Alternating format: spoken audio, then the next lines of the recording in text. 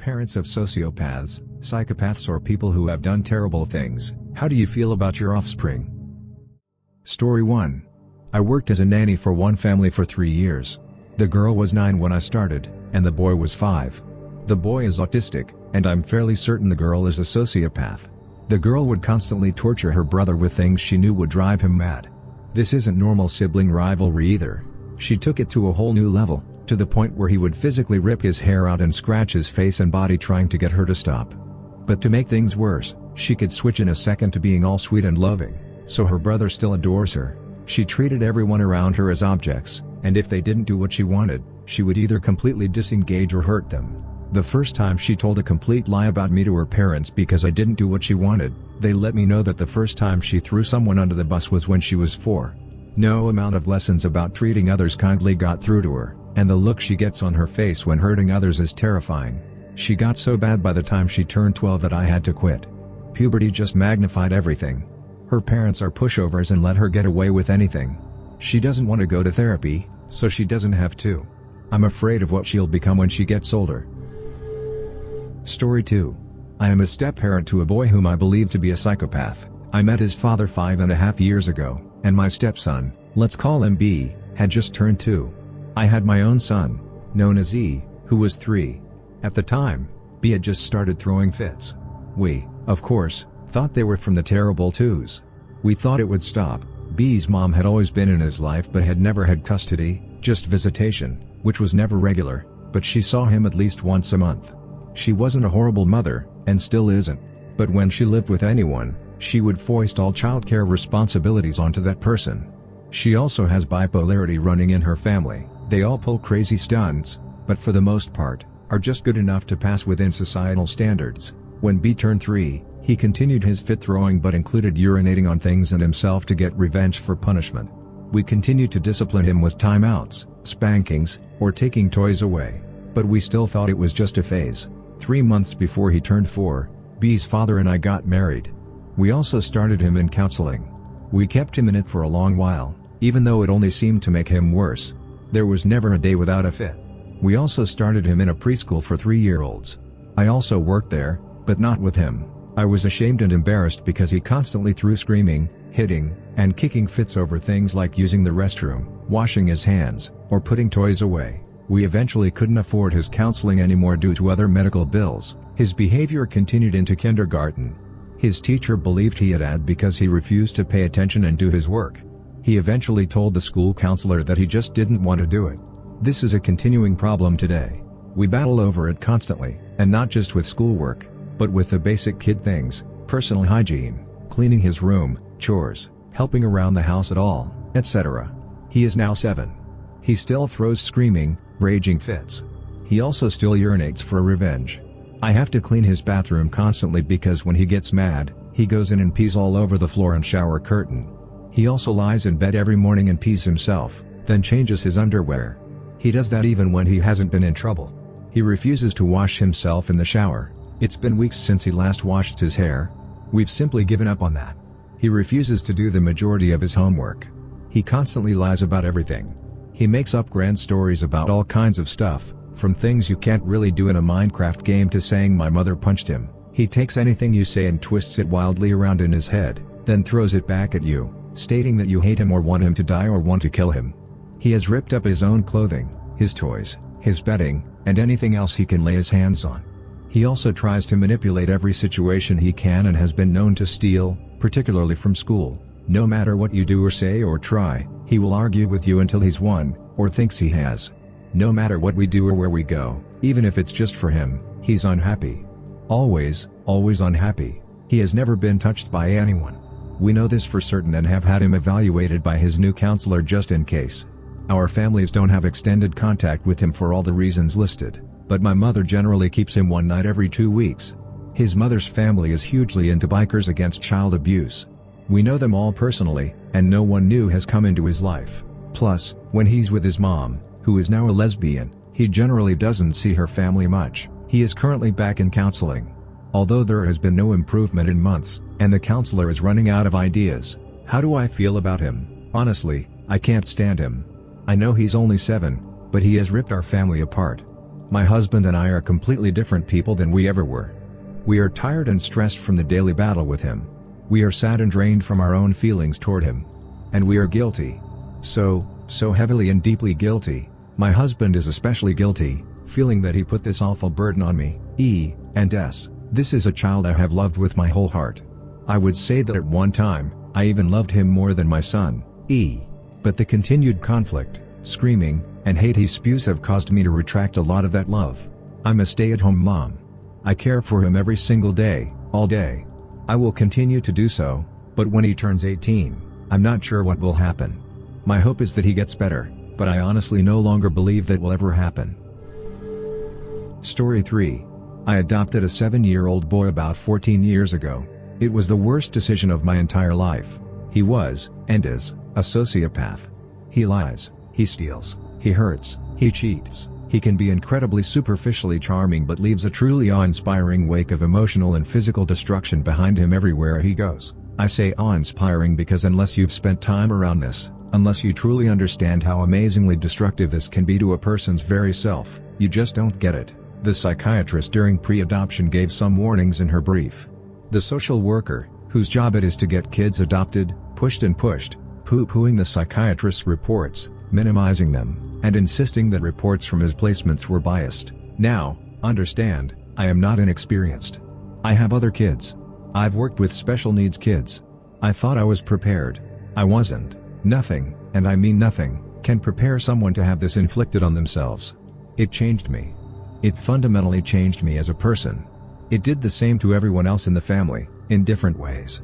Friends tell me I am less outgoing, slower to laugh and smile and joke, less prone to trust, and far too matter-of-fact and blasé about everything. I've developed the latter as a survival defense mechanism. One learns quickly that one simply cannot react emotionally to anything, at all, ever, as it will be used brutally against you, even when, as a teen, he steals your car, ignores you when confronting him in the driveway as he attempts to make his getaway, then runs over you in the process, hurting you fairly badly, and then drives away while you lie there screaming, and then comes back hours later, acting as if literally nothing has happened. Even conning the authorities into thinking it was a silly accident despite testimony and another witness account. He has stolen more things than I can imagine from home, game consoles, electronics, computers. He is indiscriminate. Now an adult, he steals from children, just to pawn the stuff to pay off his dealer so he doesn't get beaten. He's never held down a job for more than a week or two, and that only 3 or 4 times in his life. He survives by manipulating and stealing, but he knows it all and will tell everyone, and me, in detail, how they are doing everything wrong and how easy it is to be wealthy. He doesn't appear to see the irony at all. He lies like most people breathe. Literally, every word that comes out of his mouth is manipulative and untrue in some way. One learns to expect it. Nothing, at all, ever, is at face value. I hate him, but I love him. I spent so much time and effort trying to help. He returned the effort by hurting, manipulating, lying, and stealing. I cannot help wishing he would get into a traffic accident, get stabbed, shot, beaten into a coma, or disabled. I cannot help feeling like a horrible, disgusting human being, despite everything he's done, for even allowing myself to think this. But I still think it. Again and again. He is no longer living here, but every time nobody is home, we return wondering what will be missing or wrecked. He doesn't get caught legally. He's just barely smart enough and charming enough to set up others instead, and somehow manage to keep himself out of trouble. Mostly. He's been tuned up by former friends, investigated, etc., but so far has managed to avoid serious repercussions. I have little doubt it will catch up with him eventually. Hopefully, somebody won't be badly hurt or die before this happens. It's a constant nightmare, slowly getting better as our lives move apart, and with the incredible help of friends and family to set and brutally enforce limits. He's a dangerous person, though. I have absolutely no doubt whatsoever that one day I may wake up to a gunshot or a knife wound. Moral of the story: if there's any hint at all, of a kid having no ability for empathy, lack of remorse, no moral development, and incredibly superficially charming, then run. Run hard. Run away and never, ever look back. Just get away. Story 4. I have a cousin who I'm afraid might be a sociopath. I guess a lot of it is the way she was brought up. Her stepfather used to beat her mother in front of her. This sort of abuse went on for years. The stepfather eventually left, but not before forcing the mother to take out a $20,000 loan. That was the only way he would leave them alone. When she was 11 years old, her mother was diagnosed with stage 4 terminal cancer. Doctors gave her 2 months to live. She died 2 weeks later. At the time, I was living in the same household. Shortly after, my cousin began to physically attack my grandmother. Some money had gone missing. It was a couple of $100s to help pay for the funeral. At first, she denied taking it, but eventually, we got it out of her. When all of this was happening, it was just the 4 of us in the household: my aunt, her new husband, my cousin, and myself. When my aunt passed, she had only met her new husband a couple of years prior. I was 21 years old at the time, so at the wishes of her mother, we sent my cousin to live with some family in another state. Things didn't get any better. There have been a couple of times when money has gone missing, like over $1,000. She bullies her younger cousin to the point that she doesn't want to come out of her room any longer. She constantly tries to manipulate and drive a wedge between her new caretakers. She ditches school, tries to bring boys over, and just flat out behaves badly. I live close by now, and I've talked to her, trying to get her to open up with mild success. I believe that maybe kids like this just want to be heard, so I listen. Not only that, but I've also made a promise to her mother that I would look after her. I really hope she makes progress because they just don't know what to do with her anymore. They're talking about sending her away to some school for troubled kids far away. I try not to talk about these things because it bothers me just thinking about them. It stresses me out when I'm at work. I just needed to take this off my chest, even if it is to strangers on the internet. Story 5. My brother is in jail. He's adopted, which is only important because it means I can sleep at night knowing that I don't possess the potential that he has. He has ADHD, odd, and is bipolar and very aggressive. He doesn't have a legal note that he's a sociopath since he was put in prison before he was 18, but if you look up the definition, it describes him perfectly. The first time I realized that, it gave me chills. I could go into detail about him, but the short of it is, I hate him. He's my brother, and regardless of how he joined the family, that is a fact. But after he behaved in a perverted way with children and tried to take my father's life, I stopped talking to him. That was 5 or 6 years ago. I've lost count. That boy ruined my family and stole my childhood. Instead of happy memories, I have the memories of our town's cops ingrained in my head. Instead of enjoying childhood, I had to know about my mother trying to kill herself and my father coming and crying to me while I was barely a teenager. The worst part of it all is watching my parents. For everything my brother did to me, he was just who he was, a manipulative sociopath. For my parents, he was their son, and they were doing everything they could for him. Even after he tried to kill my dad is still his biggest advocate and believes he can change. It is heartbreaking to see. I know my parents are split in emotions depending on the day.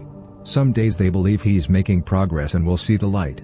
Those are the hardest as I have to decide whether to remind them he's manipulating them to get what he wants or if I should let them have false hope. Some days they feel the way I do, that he has driven them to bankruptcy, ruined their futures, and made them miss their back burner daughters, me, life. Story 6. As a parent of someone who was diagnosed with a mental illness fairly young, I can give you my thoughts. There is a grieving process that happens. You love the child you brought into the world. At some point, that child changed. In our case, it was during elementary school. The grown woman whom I gave birth to 24 years ago is not the same person I once knew and loved, so I miss the sweet child I knew, and I do my best to protect myself and those I love from the woman she became. Ultimately, as a parent, I kept her alive until she was 18. Technically, that is where my job stopped. Don't get me wrong, I did a ton over the years. She spent the vast majority of her life, from 9 to 17, in various long-term residential treatment centers that were provided to us via special education. By the time she turned 18, she had been in treatment for over half her life. No, not just medication or only medication. They do a lot for these kids to try and keep them out of residential treatment centers. Once she turned 18, it became time for me to take care of myself, and part of that requires me to put my safety first. For the record, she is and was my only child. My ex-husband and his current wife have 5 children. To my knowledge, one of them is also very unstable, for lack of a better word. In summary, you separate the person from the illness. You grieve the child you once knew and loved. You figure out how to protect yourself from them when they turn 18. Story 7. I'm not sure if this works within the rules as it is somewhat inverse, but I figured I'd share. My mother is/was/always will be a complete psychopath. I suppose I should clarify several things to begin with. I love her, and I believe that in some way, She loves me. More on this later. I do not mean in the same sense that a lot of people will say their parents are crazy. I mean she is very literally a psychopathic personality. One thing most people I discuss these issues with find incredibly hard to comprehend is the statement I made earlier, I love her and believe on some level she loves me, which is fundamentally contrary to a psychopath's modus operandi. I don't believe she experiences love or kinship as most people do. I believe she loves all of her children as extensions of her persona, and only in that relation to herself does she experience some form of love. Quite like she loves all of her pets. She has always and still does have tons of pets. They are extensions of her person, and as such, she has an affection for them as long as they are completely within her control and do not challenge her conventions. I was the second born of 4 children, and for one reason or another, I ended up taking the brunt of her abuse. Most of the horrible things she's done happened after she divorced my father and moved half a state away, but my very earliest memories of spending time with her were of fear. I remember hiding from her in various places throughout our houses and yards, and I have a very distinct memory of wishing my father would be home most every day. I should also note that not all of my memories are horrible. There were good times. In fact, at times, she was awesome. She was prone to making impulse decisions, and that would result in some cool stuff like parks, pets, and various other random things. She also had a love of music, being a pianist, and reading. Our house was always full to the brim with books. Another part of living in a situation like this that people just don't understand is how you can live in such a horrible condition for many, many years and not truly comprehend that there is something terribly wrong. Since I was a very small child, she hit me a lot, and clearly, I knew she did it less when my dad was home. But I didn't realize that it was abnormal. I thought it was because I was a bad child, there was something wrong with me. We were fairly religious, her more so than anyone else in the home, and spare the rod, spoil the child didn't really come with a diagram as to what amount of spoils. I didn't know it was abuse. I came to this realization sometime in my preteens, perhaps at 11. By that time in my life, I would regularly hide under my bed with a pocket knife and hold it to my neck, wishing I had the guts to kill myself. One of my fondest fantasies as an older child was that I had never been born. In all seriousness, I would imagine how absolutely peaceful nothing could be. I found myself under my bed again after she had started screaming about my not cleaning my room. It ended with her kicking me around the floor of my bedroom.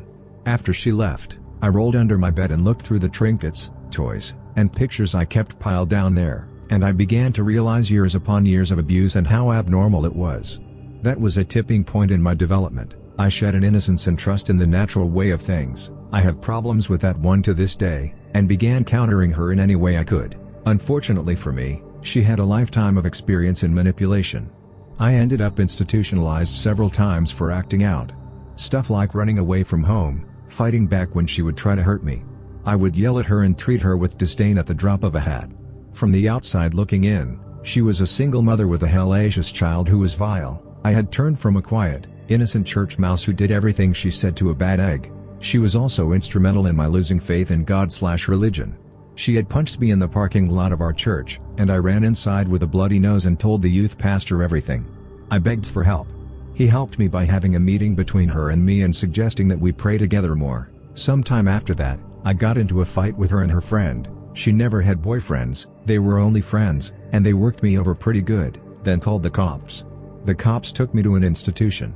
3 days after I was hospitalized, I was finally able to speak to my father, and he, in turn, spoke with the doctor I had been assigned to. They realized they may be liable for neglecting to even consider my story and decided to cover their asses by taking pictures of the bruises around my neck and all over my back, then acting as if they had been investigating my claims of abuse all along. They eventually decided that my story was credible and released me to my father, and I lived with him from then on. I left just as my older brother before me did. He left at 13 when he began questioning her insanity. After I left, my younger sister was the next target, and she left at 16. She was legally emancipated. Then the abuse fell to my youngest sister, who, unfortunately, never really knew my father or what it was like to live in the good times and still to this day doesn't really comprehend what we all lived through. It's been many years since then, and I've found out a lot of things about her that I wasn't aware of then. She is and has been dependent on one thing or another for just about as long as they had been divorced. From drugs, she favors prescription drugs, to wine to shoplifting and who knows what else. I do still love her, but it is a tempered love that most people wouldn't understand. I don't even speak with her at this stage in my life. To this day, she doesn't really own any of it, any of her problems or behaviors. Really, that has been the most frustrating part of the whole thing. She can't own it because she has no concept of her own culpability. In fact, she uses the things she's done to soak up attention and manipulate the poor souls who come across her in their naivety. The moment they get wise to her, she drops them like a sack of shit, and usually in the most deplorable of ways, only to relate herself as the victim of the events to anyone who will listen. There have been a few times when she's tried to get close to me that I've been able to pry marginal apologies from her, but always veiled through some excuse or insincerity. How I feel about it all can be summed up like this: it was very difficult. It was absolutely dark. Through the darkness, I have developed a contrast and a wisdom that many people don't have, and most importantly, I have dedicated myself to being an honest, loving person despite her efforts. Perhaps even in spite of them.